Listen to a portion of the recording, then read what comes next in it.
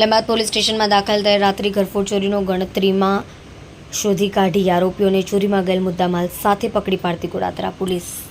સુરત શહેર police commissioner Roopamsinh Gehlot, ખાસ police commissioner Wabang Zamir, sector 1 નાયબ police commissioner zone 2 Bhagirath Gadhvi, મદદનીશ police commissioner VM Jadeja, D ડિવિઝનનાઓએ મિલકત સંબંધી ગુનાઓ ડિટેક્ટ કરવા માટે આપેલ સૂચના અંતર્ગત police inspector HS. Parmar Goladara police સ્ટેશનની સૂચનાને આધારે police sub inspector JS. Ramanandi તથા Goladara surveillance incharge ASI KD. Rathod નાઓ અન્ય સર્વેલન્સ સ્ટાફના માણસો સાથે ગોળાદરા પોલીસ સ્ટેશન વિસ્તારમાં પેટ્રોલિંગમાં હતા. દરમિયાન આસિસ્ટન્ટ હેડ કોન્સ્ટેબલ હરવિજયસિંહ અનુરુદ્ધસિંહ તથા આસિસ્ટન્ટ પોલીસ કોન્સ્ટેબલ હરેશભાઈ નરસિંહભાઈને મળે ચોક્કસ બાતમીને આધારે આરોપી અશરફ અલી હસન મિયા આલમ ઉંમર 18 રહેવાસી plot number 19 Shaktinagar society Goladara ફર્નિચરની પાસે લીંબાદ સુરત મૂળ રહેવાસી બેતિયા બિહાર અનસર અલી હસન મિયા આલમ ઉંમર 20 રહેવાસી plot number 19 Shaktinagar society Goladara ફર્નિચરની પાસે લીંબાદ સુરત શહેર મૂળ રહેવાસી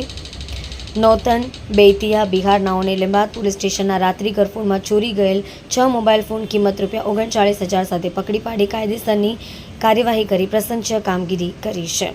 વિવો કંપનીનો મોબાઈલ જેની કિંમત 15,000, ઓપ્પો કંપનીનો મોબાઈલ ફોન કિંમત ₹7,000, રેડમી કંપનીનો મોબાઈલ ફોન કિંમત 8,000, રેડમી કંપનીનો મોબાઈલ ફોન જેની કિંમત 3,000, ઓપ્પો કંપનીનો મોબાઈલ ફોન કિંમત 3,000, ઓપ્પો કંપનીનો મોબાઈલ જેની કિંમત ₹3,000. કલ્પેશ રાણા સાથે જોતા રહો ન્યૂઝ 9 ગુજરાતી, સુરત.